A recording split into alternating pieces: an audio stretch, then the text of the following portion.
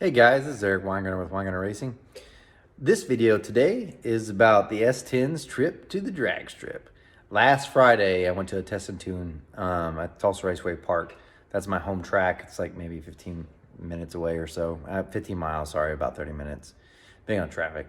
Anyway, they had a test and tune session, so I had to go make some passes and see what the truck did. Made a total of 6 passes. If you're hoping for like great stuff to learn, the only thing I can tell you is I might be pretty good at head stuff, but some of the other things not so much. So you're probably gonna learn what not to do. But anyway, made 6 runs, and we'll go through the progress through the runs, and you can tell what happens, and so on and so forth. I have 2 datalogs to show you, and I've got some video from me inside the car because I had a GoPro, and also some videos on the outside, and you get to see some time slips. So it might help you. You can learn some few things. Anyway, let's get started. Okay, a quick rundown of the truck because I know not everybody watched the videos before to see what it's about. I call it an S10, but it's really a GMC Sonoma. But I think people recognize that better.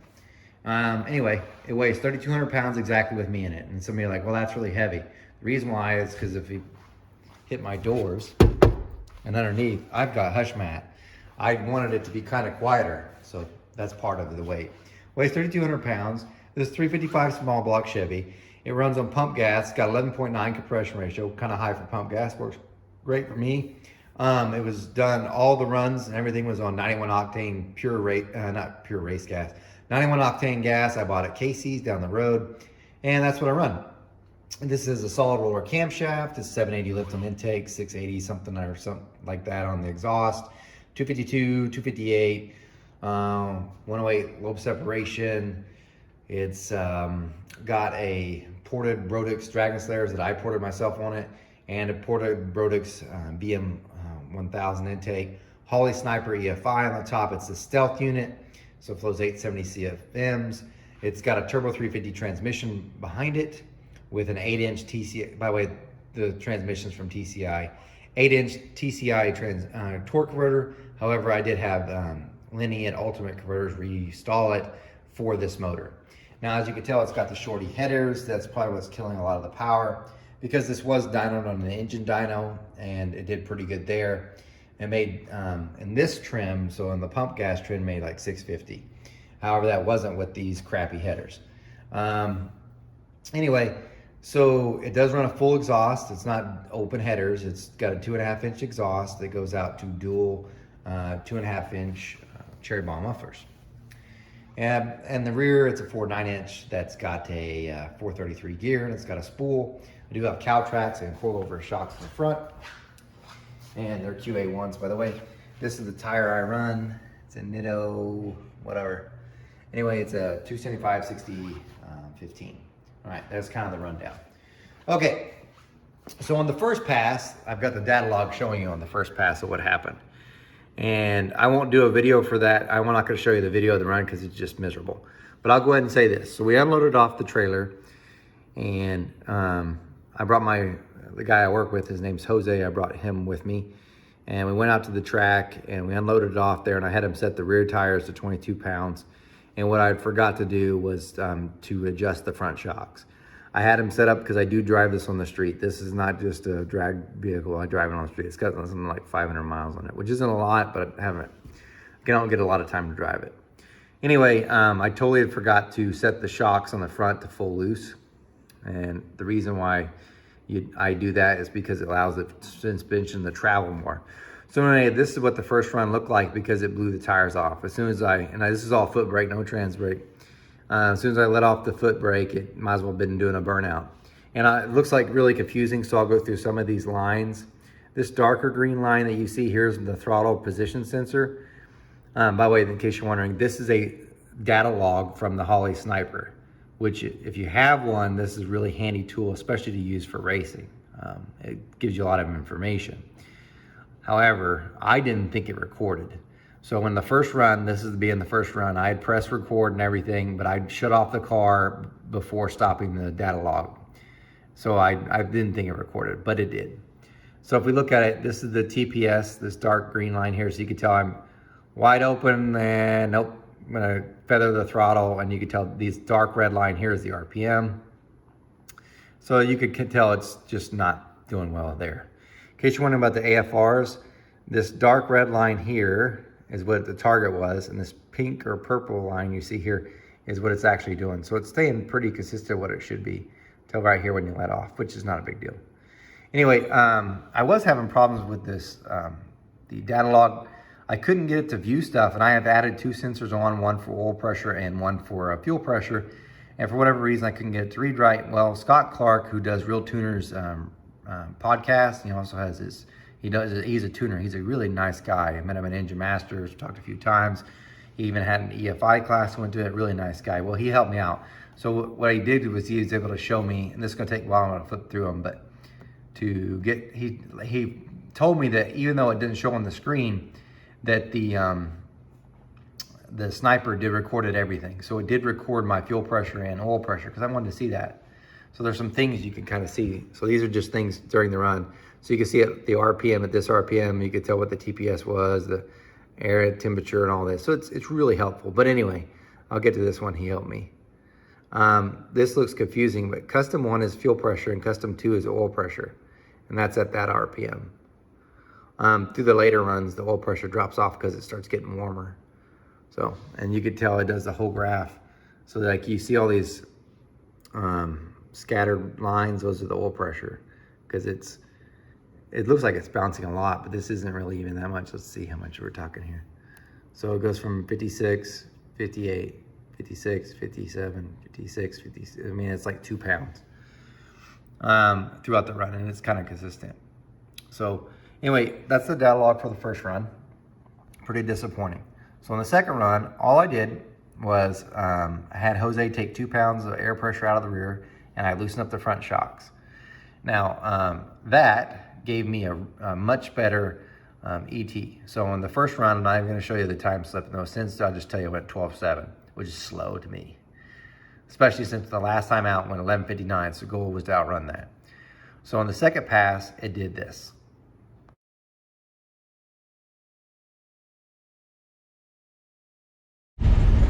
See you later, man. All right.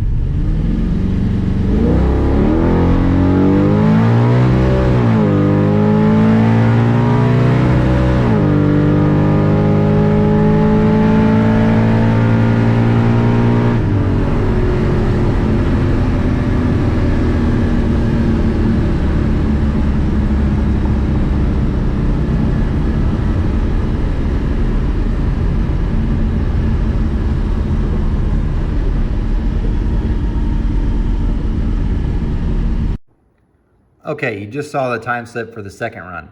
Now this is what the data log shows for this. So you can see I'm gonna try to pull up this, you see this marker here I'm about to show you. This red line, by the way, is the RPM. And remember this dark green one's the throttle. So you can tell I'm barely on the throttle, I'm giving it slightly more as I'm leaving the line. And then I'm wide open about here. So you can tell most of this I'm not actually all the way on yet. You could ignore some of this other lines. Matter of fact, let me get rid of them. I'm gonna take out the map sensor, Get rid of that one. And let's take out the injector pulse because you guys don't really care about that, or duty cycle because you won't need to know that either. You can see the correction percentage, which is kind of neat. I'll just leave that there because I want to look at it later. Coolant temperature, it was running at 180 in case you're wondering. We'll get rid of that too. This should make it less cluttered. There we go. Let's see what this coin line is. It's TPS. What is this one? It's battery. Let me get rid of the battery. There you go. All right, much simpler now. Okay, so you have the TPS. That's me giving it gas, so you can see how much what my foot's doing. You can see what the RPM's doing. Okay, so now you have an idea what you're looking at. So you can see through the entire run all the way to the end where I let off. Now, the biggest problem that I'm having with the truck is the transmission. It's taking too long to shift. So this is me feathering it through first. Right here's where first is. Now I've got the rev limiter set at 7,800 RPM. I'm about to tell you guys a little tip about your MSD stuff. MSD will kick in the rev limiter before what you actually told it to do. So even though I have it set at 78, if you look at the data log here, look here at the top right here, it says 77. This whole spot, it's pretty much 77. In other words, I've tried shifting and it's not shifting. So it's delaying, and then this right here, the slope after is where it's actually shifting. Now, I have another drag Camaro. What you'll see is when I shift, it drops like a rock. It comes straight down. So it would actually boom, and then carry. Not this thing. You could tell how long it's taken to shift. Okay, I don't know that it's slipping, but it sure is slow to shift. So this is not good. So there's your one shift. And you could tell, this is what I mean. This is shift from 1 to 2. If you look at the slope on the next one, now I'm coming up in the second gear. I'm all the way here, hitting the rev limiter again, 77. Boom. This one's actually shifting. If you look at the slopes, that one's a quicker slope than that.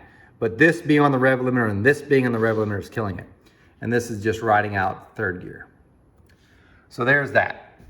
So, however, as great as this was, after the second run, I went back to the pits. I went to download look at the data log, and it had some weird file names from 2011, and none of them looked like it at all. None of them. So I didn't think it recorded. So at this point on, through the entire time of the test and tune, there's no data logs because I wasn't thinking it's recording. I'm not wasting my time. So what happens between run 2 and run 3? Here's what I changed. Here's the vacuum pump, which you guys have known about. Oh, and for you record, that's the part number for the vacuum pump, the original one, the actual one that's all together. That's the one that burned up. This one has the front part, this piece is from the AC Delco. All this is a dormant piece from AutoZone. Anyway, what I'd done on all the other 2 runs is I'd taken this line, which is connected to the crankcase, and I just had it laying here on the bed. So on the 3rd run, I hooked it up. Boom. And to see if it did anything. So let me show you what it did.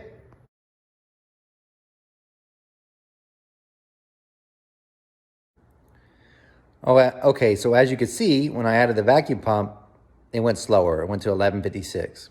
So I don't know if the vacuum pump necessarily did it because most of it was probably on this guy. I wouldn't say the vacuum pump slowed it down.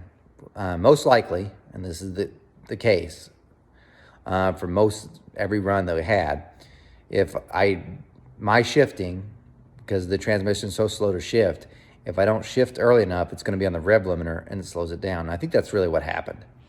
But anyway, so we come back after run 3, and the only thing I really want to do is I want to look at the sniper itself. I want to look at the fuel tune, because if you look at the sniper, it will tell you what it's correcting and stuff, and you could transfer your learn to your base fuel table. So that's what I did for run 4. So let's take a look at that one.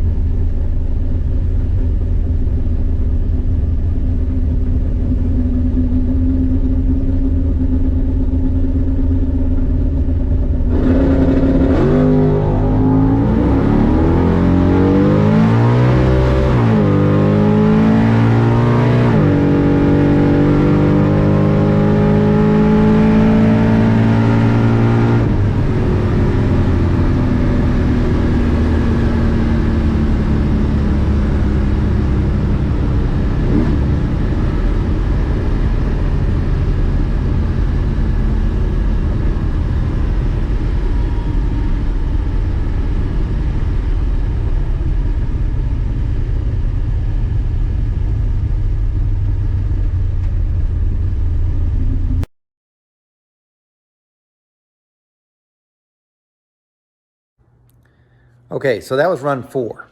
Now, it looks really good, like the change in the fuel map helped. But I'm going to tell you a little thing about that one. So I pull up in the staging lanes, and I told this about this before, and people I think people actually unsubscribed to me because I mentioned this.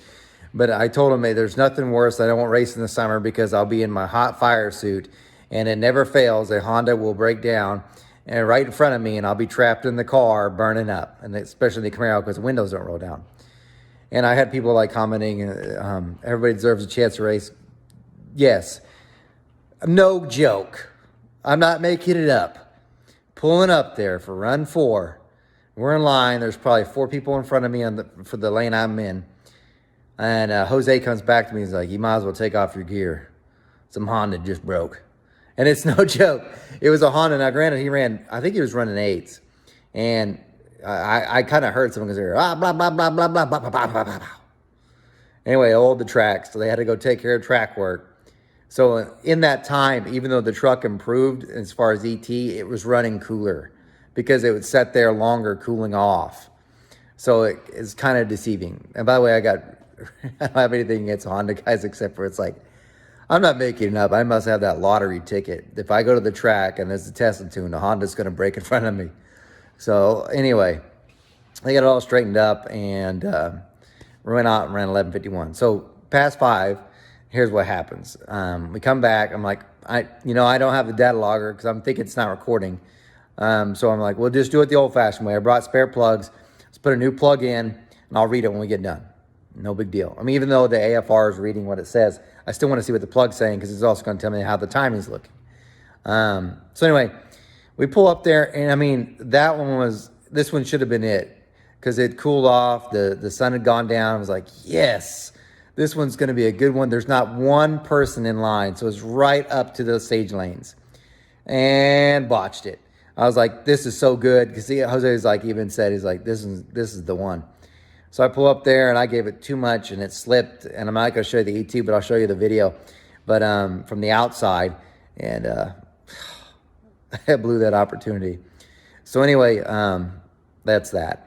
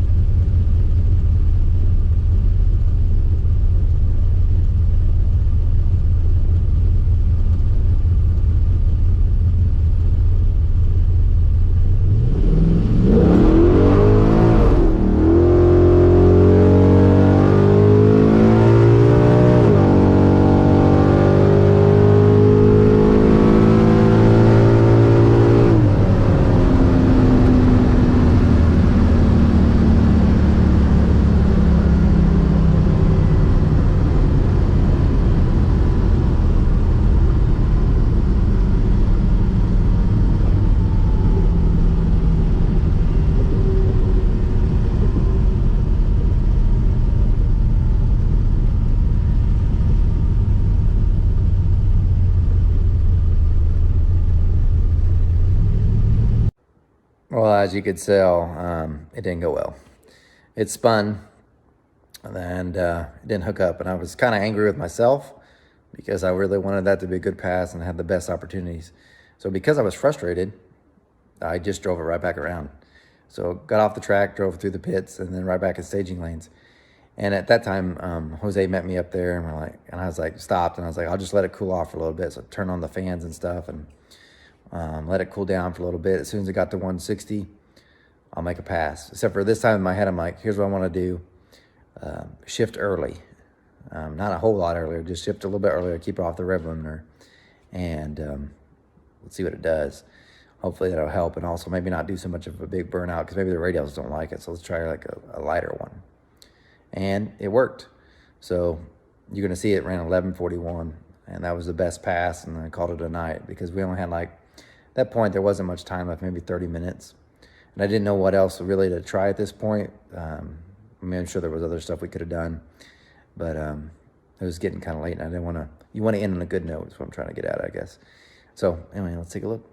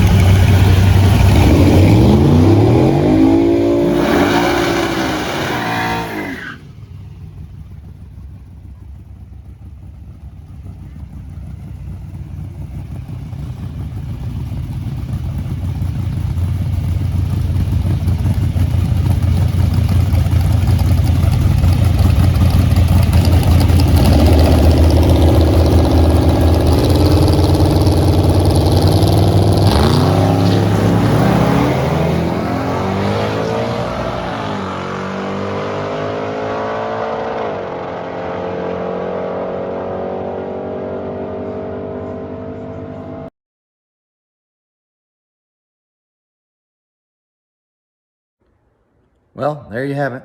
Long video, but what could I say?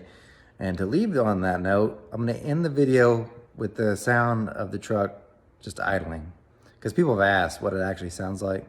So here you go. You guys take care, and thanks for watching. This is what it sounds like idling. This is about 1,500 RPM. You can hear the valve train noise.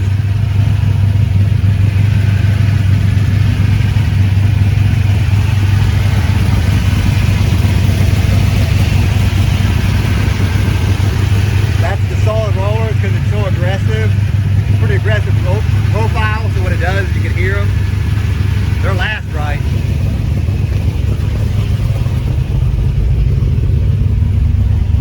This is the sniper display. This right here is my fuel pressure.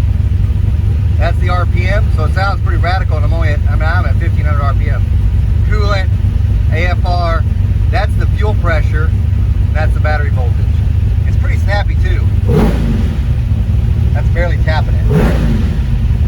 But yeah, it's not bad. Got my gauge set up, as you can see. This one is electronic and it doesn't work, so I have to rely on that. Anyway, just thought I'd show you.